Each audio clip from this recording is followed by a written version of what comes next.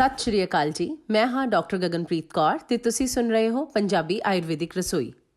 ਆਪਣੀਆਂ ਵੀਡੀਓਜ਼ ਰਾਹੀਂ ਅਕਸਰ ਹੀ ਮੈਂ ਭੋਜਨ ਬਾਰੇ ਤੁਹਾਡੇ ਨਾਲ ਕਈ ਤਰ੍ਹਾਂ ਦੀ ਜਾਣਕਾਰੀ ਸਾਂਝੀ ਕਰਦੀ ਹਾਂ, ਪਰ ਅੱਜ ਦੇ ਇਸ ਆਡੀਓ ਦੇ ਵਿੱਚ ਅਸੀਂ ਕੁਝ ਹੋਰ ਗੱਲਾਂ ਬਾਰੇ ਜਾਣਾਂਗੇ ਜਿਨ੍ਹਾਂ ਦਾ ਖਿਆਲ ਰੱਖਣਾ ਸਿਹਤ ਨੂੰ ਬਰਕਰਾਰ ਰੱਖਣ ਦੇ ਲਈ ਬਹੁਤ ਜ਼ਰੂਰੀ ਹੈ। ਤੇ ਅੱਜ ਦਾ ਸਾਡਾ ਵਿਸ਼ਾ ਹੈ ਕਿ ਉਹ ਕਿਹੜੇ-ਕਿਹੜੇ ਵੇਗ ਹਨ ਜਿਹੜੇ ਕਿ ਕੁਦਰਤੀ ਤੌਰ ਤੇ ਸਾਡੇ ਸਰੀਰ ਵਿੱਚ ਪੈਦਾ ਹੁੰਦੇ ਹਨ, ਪਰ ਸਾਨੂੰ ਇਹਨਾਂ ਨੂੰ ਦਬਾਉਣਾ ਜਾਂ ਰੋਕਣਾ ਨਹੀਂ ਚਾਹੀਦਾ, ਕਿਉਂਕਿ ਇਹਨਾਂ ਨੂੰ ਦਬਾਉਣ ਜਾਂ ਰੋਕਣ ਦੇ ਨਾਲ ਅਸੀਂ ਕਈ ਪ੍ਰਕਾਰ ਦੇ ਰੋਗਾਂ ਨਾਲ ਗ੍ਰਸਤ ਹੋ ਸਕਦੇ ਹਾਂ। ਤੇ ਅੱਜ ਦੇ ਰਹਿਣ ਸਹਿਣ ਦੇ ਅਨੁਸਾਰ ਇਹ ਬਹੁਤ ਜ਼ਿਆਦਾ ਹੋ ਗਿਆ ਹੈ ਕਿ ਜਿਹੜੀਆਂ ਕੁਦਰਤੀ ਅਰਜ਼ਿਸ ਸਾਡੇ ਅੰਦਰ ਪੈਦਾ ਹੁੰਦੀਆਂ ਹਨ ਉਹਨਾਂ ਨੂੰ ਅਸੀਂ ਰੋਕਣ ਦੀ ਅਕਸਰ ਹੀ ਕੋਸ਼ਿਸ਼ ਕਰਦੇ ਹਾਂ, ਜਦੋਂ ਕਿ ਅਸੀਂ ਇਹ ਬਿਲਕੁਲ ਨਹੀਂ ਜਾਣਦੇ ਕਿ ਇਹਨਾਂ ਨੂੰ ਵਾਰ-ਵਾਰ ਦੁਹਰਾਉਣ ਦੇ ਨਾਲ ਅੱਗੇ ਚੱਲ ਕੇ ਅਸੀਂ ਬਹੁਤ ਵੱਡੀ ਮੁਸੀਬਤ ਵਿੱਚ ਪੈ ਸਕਦੇ ਹਾਂ। ਇਸ ਦੇ ਵਿੱਚ ਸਭ ਤੋਂ ਪਹਿਲੇ ਨੰਬਰ ਤੇ ਆਉਂਦਾ ਹੈ ਅਪਾਨ ਵਾਯੂ ਦੇ ਵੇਗ ਨੂੰ ਰੋਕਣਾ। ਹੇਠਾਂ ਮਲ ਦੁਆਰ ਰਾਹੀਂ ਜਿਹੜੀ ਗੈਸ ਪਾਸ ਹੁੰਦੀ ਹੈ ਉਸ ਨੂੰ ਅਪਾਨ ਵਾਯੂ ਕਿਹਾ ਜਾਂਦਾ ਹੈ। ਜੇ ਕਿਸੇ ਵੀ ਸੂਰਤ ਵਿੱਚ ਇਸ ਨੂੰ ਤੁਹਾਨੂੰ ਰੋਕਣ ਦਾ ਅਭਿਆਸ ਹੈ ਜਾਂ ਅਕਸਰ ਹੀ ਤੁਸੀਂ ਇਸ ਗੈਸ ਨੂੰ ਬਾਹਰ ਨਹੀਂ ਨਿਕਲਣ ਦਿੰਦੇ ਤਾਂ ਇਸ ਦੇ ਨਾਲ ਤੁਹਾਨੂੰ ਕਈ ਰੋਗ ਹੋ ਸਕਦੇ ਹਨ, ਜਿਵੇਂ ਕਿ ਕਬਜ਼ ਰਹਿਣੀ ਸ਼ੁਰੂ ਹੋ ਸਕਦੀ ਹੈ, ਪੇਟ ਦੇ ਵਿੱਚ ਅਫਾਰਾ ਰਹਿਣਾ ਸ਼ੁਰੂ ਹੋ ਸਕਦਾ ਹੈ। ਤੇ ਜੇ ਤੁਸੀਂ ਹਰ ਵੇਲੇ ਸੁਸਤੀ ਵਿੱਚ ਪਏ ਰਹਿੰਦੇ ਹੋ ਤਾਂ ਉਹਦਾ ਕਾਰਨ ਵੀ ਇਹ ਹੋ ਸਕਦਾ ਹੈ। ਤੁਸੀਂ ਆਪ ਇਸ ਚੀਜ਼ ਨੂੰ ਨੋਟ ਕਰ ਸਕਦੇ ਹੋ ਕਿ ਤੁਸੀਂ ਅਕਸਰ ਇਸ ਤਰ੍ਹਾਂ ਕਰਦੇ ਹੋ। ਇਸ ਤੋਂ ਇਲਾਵਾ ਇਸ ਦੇ ਨਾਲ ਹਾਰਟ ਦੇ ਰੋਗ ਹੋਣ ਦੇ ਚਾਂਸਸ ਵੀ ਹੁੰਦੇ ਹਨ ਤੇ ਅੱਖਾਂ ਦੀ ਨਿਗਾਹ ਕਮਜ਼ੋਰ ਹੋ ਜਾਂਦੀ ਹੈ ਤੇ ਨਾਲ ਹੀ ਨਾਲ ਅਗਨੀ ਮੰਦ ਹੋ ਸਕਦੀ ਹੈ। ਇਸ ਤੋਂ ਬਾਅਦ ਦੂਸਰੇ ਨੰਬਰ ਤੇ ਮਲ ਦੇ ਵੇਗ ਨੂੰ ਰੋਕਣ ਲਈ ਮਨਾਹੀ ਕੀਤੀ ਗਈ ਹੈ। ਭਾਵ ਜੇ ਸਰੀਰ ਦੇ ਅੰਦਰ ਮਲ ਤਿਆਗ ਦੀ ਇੱਛਾ ਪੈਦਾ ਹੁੰਦੀ ਹੈ ਤਾਂ ਕਿਸੇ ਵੀ ਕਾਰਨ ਕਰਕੇ ਜੇ ਤੁਸੀਂ ਮਲ ਤਿਆਗ ਨਹੀਂ ਕਰਦੇ ਤੇ ਉਸ ਨੂੰ ਦਬਾ ਲੈਂਦੇ ਹੋ ਤਾਂ ਉਸ ਦੇ ਨਾਲ ਤੁਹਾਨੂੰ ਅਕਸਰ ਜ਼ੁਕਾਮ ਰਹਿਣਾ ਸ਼ੁਰੂ ਹੋ ਸਕਦਾ ਹੈ। ਸਿਰ ਦਾ ਦਰਦ ਕਦੀ ਵੀ ਨਹੀਂ ਜਾਂਦਾ। ਇਸ ਤੋਂ ਇਲਾਵਾ ਬਹੁਤ ਹੀ ਗੰਦੇ ਡਕਾਰ ਆਉਣੇ ਸ਼ੁਰੂ ਹੋ ਜਾਂਦੇ ਹਨ ਤੇ ਜਿਨ੍ਹਾਂ ਦੇ ਗੋਡਿਆਂ ਤੋਂ ਹੇਠਾਂ ਪਿੰਡਲੀਆਂ ਦੇ ਵਿੱਚ ਦਰਦ ਰਹਿੰਦਾ ਹੈ ਉਸ ਦਾ ਕਾਰਨ ਵੀ ਇਹ ਹੋ ਸਕਦਾ ਹੈ ਕਿ ਉਹਨਾਂ ਦਾ ਪੇਟ ਖੁੱਲ੍ਹ ਕੇ ਸਾਫ਼ ਨਹੀਂ ਹੁੰਦਾ। ਹਾਰਟ ਤੇ ਭਾਵ ਦਿਲ ਤੇ ਵੀ ਇੱਕ ਭਾਰ ਜਿਹਾ ਮਹਿਸੂਸ ਹੁੰਦਾ ਹੈ। ਕੁਝ ਲੋਕਾਂ ਨੂੰ ਪਿਸ਼ਾਬ ਦਾ ਵੇਗ ਰੋਕਣ ਦੀ ਵੀ ਆਦਤ ਹੁੰਦੀ ਹੈ। ਕਈ ਵਾਰ ਕਿਸੇ ਦੀ ਨੌਕਰੀ ਇਸ ਤਰ੍ਹਾਂ ਦੀ ਹੁੰਦੀ ਹੈ ਕਿ ਉਹ ਉਸ ਵਿੱਚੋਂ ਉੱਠ ਕੇ ਨਹੀਂ ਜਾ ਸਕਦੇ। ਕਈ ਵਾਰ ਅਸੀਂ ਲੰਬਾ ਸਫ਼ਰ ਅਕਸਰ ਹੀ ਕਰਦੇ ਹਾਂ ਤਾਂ ਉਸ ਕਰਕੇ ਵੀ ਅਸੀਂ ਹਰ ਰੋਜ਼ ਇਸ ਚੀਜ਼ ਦੇ ਆਦੀ ਹੋ ਜਾਂਦੇ ਹਾਂ ਤੇ ਕਿਸੇ ਵੇਲੇ ਅਸੀਂ ਜ਼ਿਆਦਾ ਸਮਾਂ ਬਾਹਰ ਬਿਤਾਉਂਦੇ ਹਾਂ ਤੇ ਸਾਫ਼ ਸੁਥਰਾ ਬਾਥਰੂਮ ਨਾ ਮਿਲਣ ਕਰਕੇ ਅਸੀਂ ਬਾਹਰ ਮੂਤਰ ਤਿਆਗ ਨਹੀਂ ਕਰਦੇ, ਬੇਸ਼ੱਕ ਸਾਡੀ ਇੱਛਾ ਹੋ ਰਹੀ ਹੋਵੇ। ਉਸ ਤਰ੍ਹਾਂ ਦੇ ਲੋਕਾਂ ਦੇ ਵਿੱਚ ਅਕਸਰ ਹੀ ਪੂਰੇ ਸਰੀਰ ਦਾ ਦਰਦ ਪੈਦਾ ਹੋ ਜਾਂਦਾ ਹੈ। ਉਹਨਾਂ ਨੂੰ ਕਦੀ ਨਾ ਕਦੀ ਕਿਤੇ ਨਾ ਕਿਤੇ ਦਰਦ ਹੁੰਦਾ ਰਹਿੰਦਾ ਹੈ। ਆਯੁਰਵੇਦ ਅਨੁਸਾਰ ਗੁਰਦਿਆਂ ਦੀ ਪੱਥਰੀ ਦਾ ਵੀ ਇਹੀ ਕਾਰਨ ਹੈ। ਇਸ ਤਰ੍ਹਾਂ ਦੇ ਰੋਗੀਆਂ ਵਿੱਚ ਪੇਟ ਦੇ ਹੇਠਲੇ ਹਿੱਸੇ ਵਿੱਚ ਅਕਸਰ ਦਰਦ ਰਹਿੰਦਾ ਹੈ।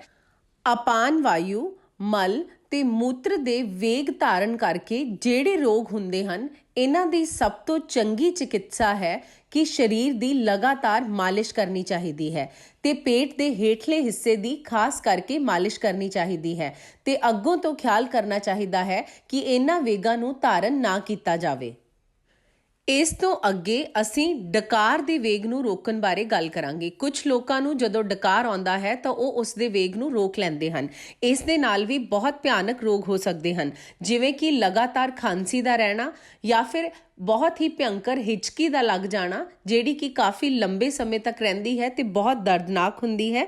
ਇਸ ਤੋਂ ਇਲਾਵਾ ਭੁੱਖ ਨਾ ਲੱਗਣੀ ਤੇ ਭੋਜਨ ਦੇ ਵਿੱਚ ਰੁਚੀ ਬਿਲਕੁਲ ਵੀ ਨਾ ਰਹਿਣਾ, ਸਰੀਰ ਦੇ ਵਿੱਚ ਕੰਪਨ ਪੈਦਾ ਹੋ ਜਾਣਾ, ਜਿਵੇਂ ਹੱਥ ਪੈਰ ਕੰਬਦੇ ਹਨ ਉਸ ਤਰੀਕੇ, ਤੇ ਜਾਂ ਫਿਰ ਹਾਰਟ ਦੇ ਵਿੱਚ ਤੇ ਲੰਗਸ ਦੇ ਵਿੱਚ ਉਹਨਾਂ ਦੀ ਗਤੀ ਦੇ ਵਿੱਚ ਰੁਕਾਵਟ ਆਉਣਾ, ਭਾਵ ਕਿ ਸਹੀ ਤਰੀਕੇ ਨਾਲ ਸਾਹ ਲੈਣ ਦੇ ਵਿੱਚ ਪਰੇਸ਼ਾਨੀ ਹੋਣਾ।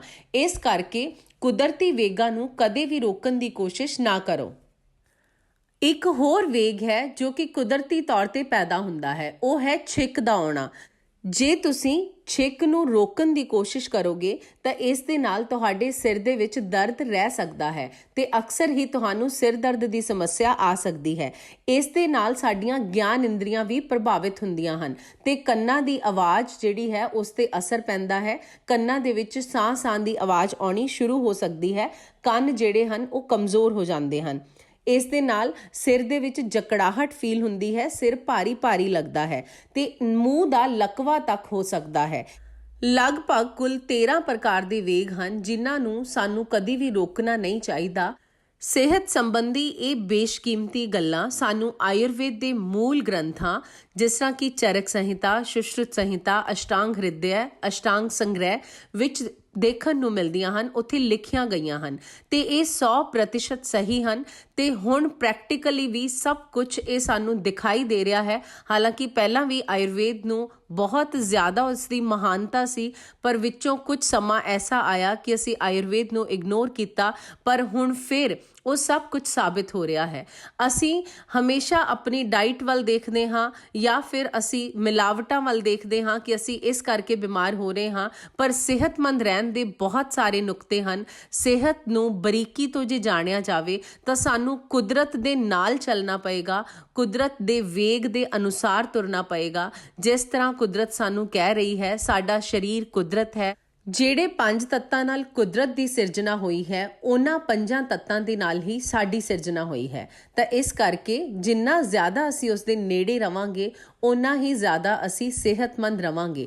ਜਿਨ੍ਹਾਂ ਨੇ ਪੁਰਾਤਨ ਸਮਾਂ ਦੇਖਿਆ ਹੈ, ਕੋਸ਼ਿਸ਼ ਕਰੋ ਕਿ ਉਸ ਨੂੰ ਕਿੰਨੇ % ਤੁਸੀਂ ਫੋਲੋ ਕਰ ਸਕਦੇ ਹੋ।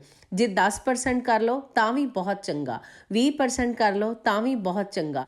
ਬਸ ਕੋਸ਼ਿਸ਼ ਜਾਰੀ ਰੱਖੋ, ਨੁਕਸਾਨ ਕੁਛ ਨਹੀਂ। ਜਿੰਨਾ ਕੁ ਫੋਲੋ ਕਰ ਲਓਗੇ ਓਨਾ ਕੁ ਫਾਇਦਾ ਹੋ ਜਾਏਗਾ।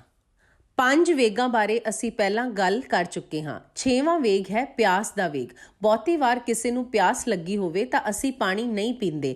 ਇਸ ਤਰ੍ਹਾਂ ਨਹੀਂ ਕਰਨਾ ਚਾਹੀਦਾ, ਕਿਉਂਕਿ ਜੇ ਅਸੀਂ ਆਪਣੀ ਪਿਆਸ ਦੇ ਸਮੇਂ ਪਾਣੀ ਨਹੀਂ ਪੀਵਾਂਗੇ ਤੇ ਇਹ ਲਗਾਤਾਰ ਇਸੇ ਤਰੀਕੇ ਕਰਦੇ ਜਾਵਾਂਗੇ ਤਾਂ ਸਾਡਾ ਮੂੰਹ ਸੁੱਕਣਾ ਸ਼ੁਰੂ ਹੋ ਜਾਂਦਾ ਹੈ, ਸਰੀਰ ਬਿਲਕੁਲ ਕਮਜ਼ੋਰ ਹੋਣ ਲੱਗ ਜਾਂਦਾ ਹੈ। ਇਸ ਦੇ ਨਾਲ ਤੁਹਾਡੇ ਕੰਨਾਂ ਦੀ ਸੁਣਨ ਸ਼ਕਤੀ ਘਟ ਸਕਦੀ ਹੈ। ਕਿੰਨੀ ਇੰਪੋਰਟੈਂਟ ਗੱਲ ਹੈ। ਕੀ ਅਸੀਂ ਕਦੀ ਸੋਚਿਆ ਹੈ ਕਿ ਸਾਡੇ ਕੰਨ ਇਸ ਕਰਕੇ ਕਮਜ਼ੋਰ ਹੋ ਗਏ ਕਿਉਂਕਿ ਅਸੀਂ ਸਮੇਂ ਸਿਰ ਪਾਣੀ ਨਹੀਂ ਪੀਂਦੇ ਸੀ ਜਦੋਂ ਸਾਨੂੰ ਪਿਆਸ ਲੱਗਦੀ ਸੀ? ਔਰ ਅਸੀਂ ਇਹਨਾਂ ਗੱਲਾਂ ਨੂੰ ਕਦੀ ਵੀ ਆਪਣੇ ਵਿਚਾਰ 'ਚ ਵੀ ਲੈ ਕੇ ਨਹੀਂ ਆ ਸਕਦੇ, ਪਰ ਅਸੀਂ ਬਿਨਾਂ ਸੋਚੇ ਸਮਝੇ ਇਸ ਤਰ੍ਹਾਂ ਦੀਆਂ ਅਣਗਹਿਲੀਆਂ ਆਮ ਹੀ ਕਰਦੇ ਹਾਂ। ਪਿਆਸ ਲੱਗਣ ਤੇ ਜੇ ਅਸੀਂ ਪਾਣੀ ਨਹੀਂ ਪੀਂਦੇ, ਇਹ ਇੱਕ ਵਾਰ ਨਾਲ ਨਹੀਂ ਹੁੰਦਾ। ਜੇ ਅਸੀਂ ਲਗਾਤਾਰ ਆਦਤ ਹੀ ਪਾ ਲੈਂਦੇ ਹਾਂ, ਅਸੀਂ ਘੱਟ ਪਾਣੀ ਪੀਂਦੇ ਹਾਂ ਤਾਂ ਸਾਨੂੰ ਚੱਕਰ ਆਉਣੇ ਸ਼ੁਰੂ ਹੋ ਸਕਦੇ ਹਨ, ਅਸੀਂ ਕਦੀ ਬੇਹੋਸ਼ ਵੀ ਹੋ ਸਕਦੇ ਹਾਂ। ਤੇ ਇੱਥੋਂ ਤੱਕ ਕਿ ਹਾਰਟ ਦੇ ਰੋਗ ਦਾ ਇੱਕ ਕਾਰਨ ਵੀ ਇਹ ਲਿਖਿਆ ਗਿਆ ਹੈ ਕਿ ਜੇ ਕੋਈ ਪਿਆਸ ਦਾ ਵੇਗ ਰੋਕਦਾ ਹੈ ਤਾਂ ਉਹਨੂੰ ਵੀ ਅੱਗੇ ਚੱਲ ਕੇ ਜਦੋਂ ਲੰਬਾ ਸਮਾਂ ਇਸ ਤਰ੍ਹਾਂ ਕਰਦਾ ਰਹਿੰਦਾ ਹੈ, ਹਿਰਦੇ ਰੋਗ ਹੋ ਸਕਦਾ ਹੈ। ਜੇ ਅਸੀਂ ਭੁੱਖ ਲੱਗਣ ਤੇ ਖਾਣਾ ਨਹੀਂ ਖਾਂਦੇ ਤੇ ਭੋਜਨ ਉਸ ਸਮੇਂ ਸਾਨੂੰ ਨਹੀਂ ਮਿਲ ਪਾਉਂਦਾ ਤਾਂ ਉਸ ਦੇ ਨਾਲ ਸਾਡੇ ਸਰੀਰ ਵਿੱਚ ਦਰਦ ਰਹਿਣਾ ਸ਼ੁਰੂ ਹੋ ਸਕਦਾ ਹੈ। ਜਿਸ ਤਰ੍ਹਾਂ ਅੱਜ ਕੱਲ੍ਹ ਆਮ ਹੀ ਸੁਣਦੇ ਹਾਂ ਕਿ ਮੈਨੂੰ ਹਰ ਜਗ੍ਹਾ ਦਰਦ ਹੁੰਦਾ ਰਹਿੰਦਾ ਹੈ, ਤਾਂ ਦਰਦਾਂ ਦਾ ਕਾਰਨ ਇਹ ਵੀ ਹੋ ਸਕਦਾ ਹੈ ਕਿ ਅਸੀਂ ਕੋਈ ਨਾ ਕੋਈ ਵੇਗ ਧਾਰਨ ਕਰ ਰਹੇ ਹੋਈਏ ਤੇ ਅਰੁਚੀ ਪੈਦਾ ਹੋ ਜਾਂਦੀ ਹੈ ਕਿ ਭੋਜਨ ਖਾਣ ਦੀ ਇੱਛਾ ਹੀ ਨਹੀਂ ਬਚਦੀ, ਸਰੀਰ ਦੇ ਵਿੱਚ ਕਿਸੇ ਤਰ੍ਹਾਂ ਦਾ ਉਤਸ਼ਾਹ ਨਹੀਂ ਰਹਿੰਦਾ, ਮਨ ਬੁਝਿਆ ਰਹਿਣਾ ਸ਼ੁਰੂ ਹੋ ਜਾਂਦਾ ਹੈ ਤੇ ਸਰੀਰ ਪਤਲਾ ਹੋਣਾ ਸ਼ੁਰੂ ਹੋ ਜਾਂਦਾ ਹੈ, ਚੱਕਰ ਆਉਂਦੇ ਹਨ ਤੇ ਦਰਦ ਰਹਿ ਸਕਦਾ ਹੈ। ਇਹ ਹਨ ਜੇ ਅਸੀਂ ਭੁੱਖ ਲੱਗਣ ਤੇ ਭੋਜਨ ਨਹੀਂ ਕਰਦੇ। ਇਸ ਤੋਂ ਅੱਗੇ ਅਗਲਾ ਜਿਹੜਾ ਵੇਗ ਹੈ ਜਿਸ ਦੇ ਬਾਰੇ ਕਿਹਾ ਗਿਆ ਹੈ ਉਹ ਹੈ ਨੀਂਦ ਆਉਣ ਤੇ ਨਾ ਸੌਣਾ, ਜਿਹੜਾ ਕਿ ਅੱਜ ਕੱਲ੍ਹ ਆਮ ਹੋ ਚੁੱਕਿਆ ਹੈ।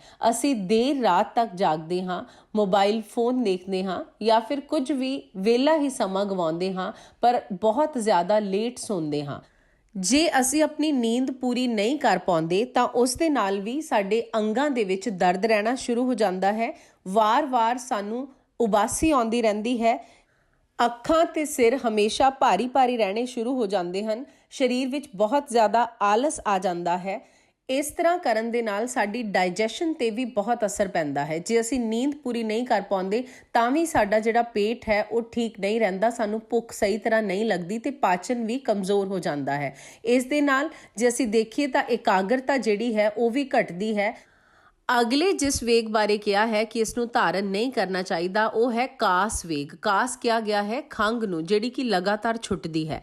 ਜਦੋਂ ਅਸੀਂ ਖੰਘ ਨੂੰ ਰੋਕਣ ਦੀ ਕੋਸ਼ਿਸ਼ ਕਰਾਂਗੇ ਤਾਂ ਉਸ ਦੇ ਨਾਲ ਇੱਕ ਤਾਂ ਇਹ ਰੋਗ ਬਹੁਤ ਜ਼ਿਆਦਾ ਵੱਧ ਜਾਂਦਾ ਹੈ, ਇੰਨਾ ਵੱਧ ਜਾਂਦਾ ਹੈ ਕਿ ਇਸ ਦੇ ਵਿੱਚ ਸ਼ੋਸ਼ ਰੋਗ ਹੋ ਜਾਂਦਾ ਹੈ। ਇਸ ਨੂੰ ਰੱਜ ਯਕਸ਼ਮਾ, ਜੇ ਅਸੀਂ ਮਾਡਰਨ ਸਾਇੰਸ ਦੇ ਨਾਲ ਇਸ ਦੀ ਤੁਲਨਾ ਕਰੀਏ ਤਾਂ ਇਸ ਨੂੰ TB ਕਹਿ ਸਕਦੇ ਹਾਂ। ਤੇ ਇਸ ਦੇ ਨਾਲ ਸਾਹ ਦਾ ਰੋਗ ਹੋ ਜਾਂਦਾ ਹੈ, ਦਮਾ ਜਿਸ ਨੂੰ ਅਸੀਂ ਕਹਿੰਦੇ ਹਾਂ, ਸਾਹ ਚੜ੍ਹਨਾ ਸ਼ੁਰੂ ਹੋ ਜਾਂਦਾ ਹੈ, ਭੁੱਖ ਜਿਹੜੀ ਹੈ ਉਹ ਘੱਟ ਲੱਗਣ ਲੱਗ ਜਾਂਦੀ ਹੈ, ਹਾਰਟ ਦਾ ਰੋਗ ਵੀ ਹੋ ਸਕਦਾ ਹੈ ਤੇ ਜਿਹੜੀ ਭਿਅੰਕਰ ਹਿਚਕੀ ਹੈ ਉਹ ਲੱਗ ਸਕਦੀ ਹੈ। ਤਾਂ ਇਸ ਕਰਕੇ ਜੇ ਸਾਨੂੰ ਖਾਂਸੀ ਵੀ ਹੁੰਦੀ ਹੈ ਤਾਂ ਉਸ ਦਾ ਸਾਨੂੰ ਤੁਰੰਤ ਇਲਾਜ ਕਰਨਾ ਚਾਹੀਦਾ ਹੈ, ਉਸ ਨੂੰ ਇਗਨੋਰ ਨਹੀਂ ਕਰਨਾ ਚਾਹੀਦਾ, ਉਸ ਨੂੰ ਲੰਬੇ ਸਮੇਂ ਤੱਕ ਖਿੱਚ ਕੇ ਨਹੀਂ ਲੈ ਕੇ ਜਾਣਾ ਚਾਹੀਦਾ ਤੇ ਜੇ ਆਉਂਦੀ ਵੀ ਹੈ ਤਾਂ ਉਸ ਨੂੰ ਰੋਕਣਾ ਵੀ ਨਹੀਂ ਚਾਹੀਦਾ। ਅਗਲਾ ਜਿਹੜਾ ਵੇਗ ਹੈ ਜਿਸ ਬਾਰੇ ਚਰਚਾ ਕੀਤੀ ਗਈ ਹੈ ਉਹ ਹੈ ਸ਼ਰਮ ਸ਼ਵਾਸ ਵੇਗ ਨਿਰੋਧਜ। ਯਾਨੀ ਕਿ ਜਦੋਂ ਆਪਾਂ ਬਹੁਤ ਜ਼ਿਆਦਾ ਪਰਿਸ਼ਰਮ ਕਰਦੇ ਹਾਂ, ਵਿਆਮ ਕਰਦੇ ਹਾਂ ਜਾਂ ਬਹੁਤ ਫਿਜ਼ੀਕਲ ਵਰਕ ਕਰਦੇ ਹਾਂ, ਉਸ ਟਾਈਮ 'ਤੇ ਜਦੋਂ ਸਾਨੂੰ ਇੱਕਦਮ ਬਹੁਤ ਸਾਹ ਚੜ੍ਹ ਜਾਂਦਾ ਹੈ ਤਾਂ ਉਸ ਸਾਹ ਨੂੰ ਰੋਕਣਾ ਨਹੀਂ ਹੈ ਕਿ ਅਸੀਂ ਤੁਰੰਤ ਕੋਈ ਕੰਮ ਕਰਨਾ ਸ਼ੁਰੂ ਕਰ ਦਈਏ ਜਾਂ ਉਸ ਨੂੰ ਇਗਨੋਰ ਕਰ ਦਈਏ। ਆਪਣੀ ਬਾਡੀ ਨੂੰ ਰੈਸਟ ਜ਼ਰੂਰ ਦਿਵਾਉਣੀ ਹੈ। ਜਿਸ ਤਰ੍ਹਾਂ ਕਿ ਅਸੀਂ ਹੈਵੀ ਵਰਕਆਊਟ ਕਰਦੇ ਹਾਂ ਤਾਂ ਉਸ ਤੋਂ ਬਾਅਦ ਅਸੀਂ ਕੂਲ ਡਾਊਨ ਜਿਹੜੇ ਪ੍ਰਾਣਾਯਾਮ ਨੇ ਜਾਂ ਕੂਲ ਡਾਊਨ ਐਕਸਰਸਾਈਜ਼ਸ ਕਰਦੇ ਹਾਂ ਤਾਂ ਇਹ ਬਹੁਤ ਜ਼ਰੂਰੀ ਹੈ ਕਿ ਜਦੋਂ ਸਾਨੂੰ ਬਹੁਤ ਜ਼ਿਆਦਾ ਭੱਜਣ ਕਰਕੇ ਜਾਂ ਕੰਮ ਕਰਕੇ ਸਾਹ ਚੜ੍ਹ ਜਾਂਦਾ ਹੈ ਤਾਂ ਆਪਣੀ ਬਾਡੀ ਨੂੰ ਰਿਲੈਕਸ ਦਿਵਾਓ, ਰੈਸਟ ਦਿਵਾਓ। ਜੇ ਅਸੀਂ ਇਸ ਤਰ੍ਹਾਂ ਨਹੀਂ ਕਰਦੇ ਤਾਂ ਇਸ ਦੇ ਨਾਲ ਵੀ ਰੋਗ ਹੋ ਸਕਦੇ ਹਨ, ਜਿਵੇਂ ਕਿ ਇਸ ਦੇ ਨਾਲ ਗੁਲਮ ਰੋਗ ਹੋ ਸਕਦਾ ਹੈ, ਪੇਟ ਦੇ ਵਿੱਚ ਸਦਾ ਹੀ ਅਫਾਰਾ ਰਹਿਣਾ ਸ਼ੁਰੂ ਹੋ ਜਾਏਗਾ। ਇਸ ਦੇ ਨਾਲ ਹਾਰਟ ਦਾ ਰੋਗ ਵੀ ਹੋ ਸਕਦਾ ਹੈ ਤੇ ਬੇਹੋਸ਼ੀ ਵੀ ਆ ਸਕਦੀ ਹੈ। ਅਗਲੇ ਜਿਸ ਵੇਗ ਬਾਰੇ ਲਿਖਿਆ ਗਿਆ ਹੈ ਇਹ ਹੈ ਜ੍ਰਿੰਭਾ ਵੇਗ। ਜ੍ਰਿੰਭਾ ਯਾਨੀ ਕਿ ਉਬਾਸੀ। ਉਬਾਸੀ ਦੇ ਵੇਗ ਨੂੰ ਵੀ ਸਾਨੂੰ ਧਾਰਨ ਨਹੀਂ ਕਰਨਾ। ਜੇ ਉਬਾਸੀ ਆਉਂਦੀ ਹੈ ਤਾਂ ਖੁੱਲ੍ਹ ਕੇ ਲਓ। ਜੇ ਅਸੀਂ ਉਬਾਸੀ ਨੂੰ ਰੋਕਦੇ ਹਾਂ ਤਾਂ ਇਸ ਦੇ ਨਾਲ ਵੀ ਸਾਡੇ ਸਿਰ ਵਿੱਚ ਦਰਦ ਹੋ ਸਕਦਾ ਹੈ, ਕੰਨ ਤੇ ਹੋਰ ਗਿਆਨ ਇੰਦਰੀਆਂ ਜਿਹੜੀਆਂ ਨੇ, ਅੱਖਾਂ ਨੇ, ਨੱਕ ਹੈ, ਇਹਨਾਂ ਦੀ ਸ਼ਕਤੀ ਜਿਹੜੀ ਹੈ ਉਹ ਘਟ ਸਕਦੀ ਹੈ। ਇਸ ਦੇ ਨਾਲ ਸਾਡਾ ਜਿਹੜਾ ਸਿਰ ਹੈ ਉਹ ਭਾਰੀ ਭਾਰੀ ਰਹਿਣਾ ਸ਼ੁਰੂ ਹੋ ਜਾਂਦਾ ਹੈ ਤੇ ਇਸ ਦੇ ਨਾਲ ਵੀ ਮੂੰਹ ਦਾ ਲਕਵਾ ਹੋ ਸਕਦਾ ਹੈ। ਅੱਗੇ ਅਸ਼ਰੂ ਵੇਗ ਨੂੰ ਨਾ ਰੋਕਣ ਬਾਰੇ ਕਿਹਾ ਗਿਆ ਹੈ। ਜਦੋਂ ਸਾਨੂੰ ਰੋਣਾ ਆਉਂਦਾ ਹੈ ਤਾਂ ਕਦੀ ਵੀ ਆਪਣੇ ਰੋਣ ਨੂੰ ਵੀ ਦਬਾਉਣਾ ਨਹੀਂ, ਤੁਸੀਂ ਖੁੱਲ੍ਹ ਕੇ ਰੋ ਲਓ ਜੇ ਤੁਹਾਨੂੰ ਕਿਸੇ ਗੱਲ ਤੇ ਰੋਣਾ ਆਉਂਦਾ ਹੈ, ਕਿਉਂਕਿ ਜੇ ਅਸੀਂ ਆਪਣੇ ਅਸ਼ਰੂਆਂ ਨੂੰ, ਆਂਸੂਆਂ ਨੂੰ, ਹੰਝੂਆਂ ਨੂੰ ਅੰਦਰ ਰੋਕ ਲੈਂਦੇ ਹਾਂ ਤਾਂ ਉਸ ਦੇ ਨਾਲ ਵੀ ਸਾਡਾ ਜਿਹੜਾ ਸਿਰ ਵਾਲਾ ਸਾਰਾ ਹਿੱਸਾ ਹੈ ਇਹ ਜਕੜ ਜਾਂਦਾ ਹੈ, ਇਸ ਦੇ ਵਿੱਚ ਜਕੜਾਹਟ ਪੈਦਾ ਹੋ ਜਾਂਦੀ ਹੈ ਤੇ ਸਾਨੂੰ ਸਾਈਨਸ ਦੀ ਦਿੱਕਤ ਹੋ ਸਕਦੀ ਹੈ, ਪ੍ਰਤੀਸ਼ਾਏ, ਇੱਕ ਲੰਬਾ ਜ਼ੁਕਾਮ ਰਹਿ ਸਕਦਾ ਹੈ ਜਿਹੜਾ ਕਦੀ ਖਤਮ ਨਹੀਂ ਹੁੰਦਾ, ਜਾਂ ਫਿਰ ਲਗਾਤਾਰ ਅਸੀਂ ਜ਼ੁਕਾਮ ਨਾਲ, ਸਾਈਨਸ ਨਾਲ ਪੀੜਿਤ ਹੋ ਸਕਦੇ ਹਾਂ। ਇਸ ਦੇ ਨਾਲ ਸਾਡੀਆਂ ਅੱਖਾਂ ਕਮਜ਼ੋਰ ਹੋ ਜਾਂਦੀਆਂ ਹਨ, ਸਿਰ ਦਰਦ ਲਗਾਤਾਰ ਰਹਿਣਾ ਸ਼ੁਰੂ ਹੋ ਜਾਂਦਾ ਹੈ ਤੇ ਇਸ ਦਾ ਵੀ ਸਿੱਧਾ ਅਸਰ ਸਾਡੇ ਹਾਰਟ ਨੂੰ ਕਮਜ਼ੋਰ ਕਰਨ ਤੇ ਹੁੰਦਾ ਹੈ। ਭੁੱਖ ਜਿਹੜੀ ਹੈ ਉਹ ਘੱਟ ਲੱਗਣ ਲੱਗ ਜਾਂਦੀ ਹੈ, ਚੱਕਰ ਆਉਣੇ ਸ਼ੁਰੂ ਹੋ ਜਾਂਦੇ ਹਨ ਤੇ ਇਸ ਦੇ ਨਾਲ ਨਾਲ ਪੇਟ ਦੀ ਜਿਹੜੀ ਪਾਚਨ ਸ਼ਕਤੀ ਹੈ ਉਹ ਵੀ ਕਮਜ਼ੋਰ ਹੁੰਦੀ ਹੈ ਤੇ ਪੇਟ ਦੇ ਵਿੱਚ ਅਫਾਰਾ ਹੋ ਸਕਦਾ ਹੈ। ਅਗਲੇ ਜਿਸ ਵੇਗ ਨੂੰ ਨਾ ਰੋਕਣ ਬਾਰੇ ਕਿਹਾ ਗਿਆ ਹੈ ਉਹ ਹੈ ਛਰਦੀ ਵੇਗ। ਛਰਦੀ ਤੋਂ ਭਾਵ ਹੈ ਉਲਟੀ। ਜੇ ਉਲਟੀ ਆਉਂਦੀ ਹੈ ਤਾਂ ਉਸ ਨੂੰ ਵੀ ਕਿਸੇ ਤਰੀਕੇ ਨਹੀਂ ਰੋਕਣਾ। ਇੱਥੇ ਅਸੀਂ ਭਾਵ ਇਹ ਵੀ ਲੈ ਸਕਦੇ ਹਾਂ ਕਿ ਜਦੋਂ ਕਈ ਵਾਰ ਉਲਟੀਆਂ ਸਾਨੂੰ ਲੱਗ ਜਾਂਦੀਆਂ ਹਨ ਤਾਂ ਸਾਨੂੰ ਤੁਰੰਤ ਹੀ ਉਲਟੀ ਰੋਕਣ ਦੀ ਦਵਾਈ ਨਹੀਂ ਲੈਣੀ ਚਾਹੀਦੀ। ਪਹਿਲਾਂ ਕੁਝ ਸਮਾਂ ਇੰਤਜ਼ਾਰ ਕਰੋ, ਕਿਉਂਕਿ ਕਈ ਵਾਰ ਕੀ ਹੁੰਦਾ ਹੈ ਕਿ ਉਲਟੀ 3-4 ਵੇਗ ਆਉਣ ਤੋਂ ਬਾਅਦ ਆਪਣੇ ਆਪ ਠੀਕ ਹੋ ਜਾਂਦੀ ਹੈ। ਦਵਾਈ ਉਦੋਂ ਲੈਣੀ ਹੈ ਜਦੋਂ ਸਾਨੂੰ ਲੱਗੇ ਕਿ ਕੰਮ ਜਿਹੜਾ ਹੈ ਉਹ ਵੱਸ ਤੋਂ ਬਾਹਰ ਹੋ ਗਿਆ ਹੈ ਤੇ ਹੁਣ ਪਾਣੀ ਖਤਮ ਹੋ ਸਕਦਾ ਹੈ ਜਾਂ ਫਿਰ ਬਹੁਤ ਹੀ ਜ਼ਿਆਦਾ ਦਿੱਕਤ ਹੋ ਚੁੱਕੀ ਹੈ। ਬੱਚਿਆਂ ਦੇ ਕੇਸ ਵਿੱਚ ਸਾਨੂੰ ਥੋੜਾ ਜ਼ਿਆਦਾ ਸਾਵਧਾਨ ਰਹਿਣਾ ਚਾਹੀਦਾ ਹੈ। ਇਸ ਤੋਂ ਭਾਵ ਇਹੀ ਹੈ ਕਿ ਉਲਟੀ ਰੋਕਣ ਦੀ ਦਵਾਈ ਤੁਰੰਤ ਨਹੀਂ ਲੈਣੀ ਚਾਹੀਦੀ। ਉਸ ਨੂੰ ਸਾਨੂੰ ਪਹਿਲਾਂ 4-5 ਵੇਗ ਜੇ ਆ ਰਹੇ ਨੇ ਜਿਨ੍ਹਾਂ ਨਾਲ ਸਾਡੇ ਸਰੀਰ ਵਿੱਚ ਕੋਈ ਕਮਜ਼ੋਰੀ ਨਹੀਂ ਆਉਂਦੀ ਤਾਂ ਉਲਟੀ ਨੂੰ ਆਉਣ ਦਿਓ, ਕਿਉਂਕਿ ਜਿਹੜਾ ਉਲਟੀ ਉਦੋਂ ਹੀ ਆਉਂਦੀ ਹੈ ਜਦੋਂ ਸਾਡੇ ਸਰੀਰ ਵਿੱਚ ਕੋਈ ਗੰਦਗੀ ਹੋਵੇ, ਇਨਫੈਕਸ਼ਨ ਹੋਵੇ, ਉਹਨੂੰ ਬਾਹਰ ਨਿਕਲਣ ਦੇਣਾ ਚਾਹੀਦਾ ਹੈ। ਜੇ ਅਸੀਂ ਉਸ ਨੂੰ ਰੋਕ ਦਿੰਦੇ ਹਾਂ ਤਾਂ ਇਸ ਦੇ ਨਾਲ ਸਭ ਤੋਂ ਜ਼ਿਆਦਾ ਅਸਰ ਸਾਨੂੰ ਚਮੜੀ ਦੇ ਰੋਗ ਹੋਣ ਦੇ ਚਾਂਸਸ ਹੁੰਦੇ ਨੇ, ਜਿਸ ਤਰ੍ਹਾਂ ਕਿ ਵਿਸਰਪ ਰੋਗ ਬਾਰੇ ਲਿਖਿਆ ਹੈ। ਵਿਸਰਪ ਰੋਗ ਨੂੰ ਅਸੀਂ ਇੱਕ ਤਰ੍ਹਾਂ ਜਨੇਊ ਨਾਲ ਵੀ ਕੰਪੈਰੀਜ਼ਨ ਇਹਦਾ ਕਰ ਸਕਦੇ ਹਾਂ ਕਿ ਜਿਵੇਂ ਜਨੇਊ ਨਿਕਲਦਾ ਹੈ ਤਾਂ ਉਸ ਦੇ ਵਿੱਚ ਇਹ ਫੀਲਿੰਗ ਆਉਂਦੀ ਹੈ ਜਿਵੇਂ ਕੋਈ ਸੱਪ ਸਰੀਰ ਦੇ ਉੱਪਰ ਚੱਲ ਰਿਹਾ ਹੈ। ਇਸ ਤੋਂ ਇਲਾਵਾ ਸਰੀਰ ਤੇ ਚਕੱਤੇ ਪੈ ਸਕਦੇ ਹਨ, ਅੱਖਾਂ ਦਾ ਰੋਗ ਹੋ ਸਕਦਾ ਹੈ, ਕੁਸ਼ਟ ਰੋਗ ਜਿਹੜਾ ਹੈ, ਸਕਿਨ ਦਾ ਕਿਸੇ ਵੀ ਤਰ੍ਹਾਂ ਦੀ ਸਕਿਨ ਇਨਫੈਕਸ਼ਨ ਜਿਹੜੀ ਹੈ ਉਹ ਹੋ ਸਕਦੀ ਹੈ। ਖੁਰਕ ਜਿਹੜੀ ਹੈ, ਖੁਜਲੀ ਹੋਣਾ, ਕੰਡੂ ਹੋਣਾ ਯਾਨੀ ਕਿ ਖੁਜਲੀ ਹੋਣਾ, ਇਹ ਵੀ ਸਰੀਰ ਤੇ ਸਾਨੂੰ ਦਿਖ ਸਕਦੀ ਹੈ। ਇਸ ਦੇ ਨਾਲ ਸਰੀਰ ਪੀਲਾ ਵੀ ਪੈ ਸਕਦਾ ਹੈ ਕਿ ਉਹਦੇ 'ਚ ਪਿਲੱਤਨ ਜੀ ਆ ਜਾਂਦੀ ਹੈ, ਬੁਖਾਰ ਸਾਨੂੰ ਰਹਿਣਾ ਸ਼ੁਰੂ ਹੋ ਜਾਂਦਾ ਹੈ ਤੇ ਕਈ ਵਾਰ ਖਾਂਸੀ, ਜ਼ੁਕਾਮ, ਬੁਖਾਰ ਵੀ ਰਹਿਣਾ ਸ਼ੁਰੂ ਹੋ ਜਾਂਦਾ ਹੈ ਤੇ ਜੀ ਹਮੇਸ਼ਾ ਕੱਚਾ ਹੁੰਦਾ ਰਹਿੰਦਾ ਹੈ। ਤਾਂ ਇਸ ਤਰ੍ਹਾਂ ਦੇ ਕਈ ਰੋਗ ਹੋ ਸਕਦੇ ਹਨ ਜੇ ਅਸੀਂ ਉਲਟੀ ਨੂੰ ਰੋਕਣ ਲਈ ਤੁਰੰਤ ਦਵਾਈ ਲਵਾਂਗੇ। ਇਸ ਕਰਕੇ ਇਸ ਦਾ ਖਿਆਲ ਵੀ ਜ਼ਰੂਰ ਕਰਨਾ ਚਾਹੀਦਾ ਹੈ। ਅਗਲੇ ਜਿਸ ਵੇਗ ਬਾਰੇ ਗੱਲ ਕੀਤੀ ਹੈ ਉਹ ਹੈ ਸ਼ੁਕਰ ਦੇ ਵੇਗ ਨੂੰ ਨਾ ਧਾਰਨ ਕਰਨਾ। ਇਸ ਤੋਂ ਭਾਵ ਹੈ ਕਿ ਜੇ ਕਦੀ ਸਰੀਰ ਦੇ ਵਿੱਚ ਕਾਮ ਇੱਛਾ ਪੈਦਾ ਹੁੰਦੀ ਹੈ ਤਾਂ ਉਸ ਦੀ ਪੂਰਤੀ ਨਾ ਕਰ ਸਕਣਾ। ਇਸ ਦੇ ਨਾਲ ਜਿਹੜੇ ਰੋਗ ਹੋ ਸਕਦੇ ਹਨ ਉਹ ਹੈ ਕਿ ਜਦੋਂ ਅਸੀਂ ਮੂਤਰ ਤਿਆਗ ਕਰ ਰਹੇ ਹਾਂ ਉਸ ਦੇ ਨਾਲ ਸ਼ੁਕਰ ਦਾ ਬਾਹਰ ਨਿਕਲਣਾ, ਜਾਂ ਫਿਰ ਗੁਪਤਾਂਗ ਦੇ ਵਿੱਚ ਪੀੜਾ ਹੋਣਾ, ਸੋਜਿਸ਼ ਹੋਣਾ ਤੇ ਬੁਖਾਰ ਰਹਿਣਾ ਵੀ ਸ਼ੁਰੂ ਹੋ ਸਕਦਾ ਹੈ। ਇਸ ਦੇ ਨਾਲ ਹਾਰਟ ਦੇ ਵਿੱਚ ਵੀ ਦਰਦ ਹੋ ਸਕਦਾ ਹੈ, ਜਾਂ ਮੂਤਰ ਦੀ ਜਿਹੜੀ ਪ੍ਰਵਿਰਤੀ ਹੈ ਕਿ ਪਿਸ਼ਾਬ ਹੈ ਉਹ ਰੁਕ ਰੁਕ ਕੇ ਆਉਣਾ ਸ਼ੁਰੂ ਹੋ ਜਾਂਦਾ ਹੈ ਤੇ ਸਰੀਰ ਦੇ ਵਿੱਚ ਦਰਦ ਰਹਿਣਾ ਸ਼ੁਰੂ ਹੋ ਜਾਂਦਾ ਹੈ। ਅੰਗੜਾਈਆਂ ਆਉਂਦੀਆਂ ਹਨ ਕਿ ਸਰੀਰ ਜਿਹੜਾ ਹੈ ਉਹ ਸੁਸਤ ਹੋ ਜਾਂਦਾ ਹੈ। ਇਸ ਦੇ ਨਾਲ ਵੀ ਅਸ਼ਮਰੀ ਯਾਨੀ ਕਿ ਪੱਥਰੀ ਹੋਣ ਦੇ ਚਾਂਸਸ ਹੋ ਜਾਂਦੇ ਹਨ ਤੇ ਨਪੁੰਸਕਤਾ ਬਾਰੇ ਵੀ ਲਿਖਿਆ ਗਿਆ ਹੈ। ਤੇ ਇੱਥੇ ਇਹ ਦੱਸਣਾ ਜ਼ਰੂਰੀ ਹੈ ਕਿ ਜਿਹੜਾ ਸ਼ੁਕਰ ਧਾਤੂ ਹੈ ਉਹ ਇਸਤਰੀਆਂ ਤੇ ਪੁਰਸ਼ਾਂ ਦੋਨਾਂ ਦੇ ਵਿੱਚ ਪਾਇਆ ਜਾਂਦਾ ਹੈ। ਸ਼ੁਕਰ ਦਾ ਵੇਗ ਧਾਰਨ ਨਹੀਂ ਕਰਨਾ ਚਾਹੀਦਾ। ਇਸ ਨੂੰ ਸਮਝ ਕੇ ਇਹ ਨਹੀਂ ਸੋਚਣਾ ਚਾਹੀਦਾ ਕਿ ਅਸੀਂ ਗਲਤ ਕੰਮਾਂ ਵੱਲ ਆਪਣੀ ਪ੍ਰਵਿਰਤੀ ਲੈ ਕੇ ਜਾਈਏ। ਇਸ ਤੋਂ ਭਾਵ ਇਹ ਹੈ ਕਿ ਜਿਹੜਾ ਸ਼ੁਕਰ ਧਾਤੂ ਹੈ ਉਹ ਸਾਡੇ ਸਰੀਰ ਦੀ ਸ਼ਕਤੀ ਹੈ। ਜੇ ਸਾਡੇ ਕੋਲ ਸਾਧਨ ਨਹੀਂ ਹੈ ਜਾਂ ਅਸੀਂ ਗ੍ਰਸਤ ਆਸ਼ਰਮ ਵਿੱਚ ਨਹੀਂ ਹੈਗੇ ਤਾਂ ਉਸ ਸਮੇਂ ਇਸ ਸ਼ੁਕਰ ਨੂੰ ਸਾਨੂੰ ਧਾਰਨ ਕਰਨਾ ਚਾਹੀਦਾ ਹੈ, ਕਿਉਂਕਿ ਇਹੀ ਸਾਡੀ ਸ਼ਕਤੀ ਹੈ, ਇਹ ਸਾਡੇ ਸਰੀਰ ਦੀ ਤਾਕਤ ਹੈ। ਇਸ ਨੂੰ ਧਾਰਨ ਕਿਸ ਤਰ੍ਹਾਂ ਕਰਾਂਗੇ? ਜੇ ਤੁਸੀਂ ਆਪਣੀ ਜਿਹੜੀ ਡੈਡੀਕੇਸ਼ਨ ਹੈ, ਆਪਣਾ ਜਿਹੜਾ ਮਨ ਹੈ, ਉਸ ਨੂੰ ਹਮੇਸ਼ਾ ਕਿਸੇ ਚੰਗੇ ਪ੍ਰੋਡਕਟਿਵ ਆਪਣੇ ਜਿਹੜਾ ਲਕਸ਼ ਹੈ ਉਸ ਨੂੰ ਪ੍ਰਾਪਤ ਕਰਨ ਵੱਲ ਲਗਾਓਗੇ ਤਾਂ ਇਹੀ ਚੀਜ਼ ਤੁਹਾਡੀ ਸ਼ਕਤੀ ਬਣ ਜਾਏਗੀ। ਇਸ ਕਰਕੇ ਇਹ ਜ਼ਰੂਰੀ ਹੈ ਕਿ ਜਿਸ ਤਰ੍ਹਾਂ ਅੱਜ ਕੱਲ੍ਹ ਦਾ ਮਾਹੌਲ ਹੈ, ਅਸੀਂ ਕਿਸੇ ਵੀ ਤਰ੍ਹਾਂ ਆਪਣੇ ਆਪ ਨੂੰ, ਆਪਣੇ ਮਨ ਨੂੰ ਗਲਤ ਕੰਮਾਂ ਵੱਲ ਨਾ ਲੈ ਕੇ ਜਾਈਏ। ਇਹ ਉਹ ਵੇਗ ਸਨ ਜਿਨ੍ਹਾਂ ਨੂੰ ਧਾਰਨ ਨਹੀਂ ਕਰਨਾ ਚਾਹੀਦਾ ਤੇ ਕੁਝ ਵੇਗਾਂ ਬਾਰੇ ਲਿਖਿਆ ਹੈ ਕਿ ਇਹਨਾਂ ਨੂੰ ਸਾਨੂੰ ਧਾਰਨ ਕਰਨਾ ਚਾਹੀਦਾ ਹੈ।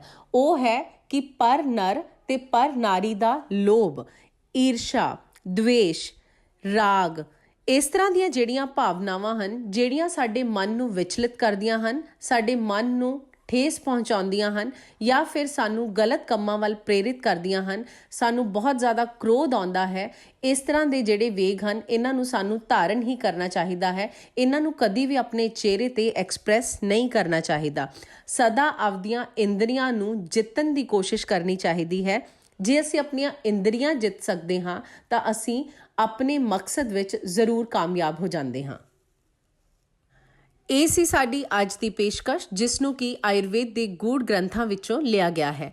ਜੇ ਤੁਹਾਨੂੰ ਇਹ ਜਾਣਕਾਰੀ ਬਹੁਤ ਪਸੰਦ ਆਈ ਤੇ ਤੁਸੀਂ ਆਯੁਰਵੇਦ ਦੇ ਇਸ ਤਰ੍ਹਾਂ ਦੇ ਹੋਰ ਗੂੜ ਰਹੱਸਿਆਂ ਬਾਰੇ ਜਾਣਨਾ ਚਾਹੁੰਦੇ ਹੋ ਤਾਂ ਕਮੈਂਟ ਸੈਕਸ਼ਨ ਵਿੱਚ ਆਪਣੀ ਰਾਏ ਜ਼ਰੂਰ ਦੇਣਾ ਤੇ ਦੱਸਣਾ ਕਿ ਅੱਜ ਦੀ ਇਹ ਆਡੀਓ ਤੁਹਾਨੂੰ ਕਿਸ ਤਰ੍ਹਾਂ ਦੀ ਲੱਗੀ। ਮੈਂ ਫਿਰ ਮਿਲਾਂਗੀ ਕਿਸੇ ਹੋਰ ਨਵੀਂ ਜਾਣਕਾਰੀ ਨਾਲ। ਤਦ ਤੱਕ ਲਈ ਸਤਿ ਸ਼੍ਰੀ ਅਕਾਲ।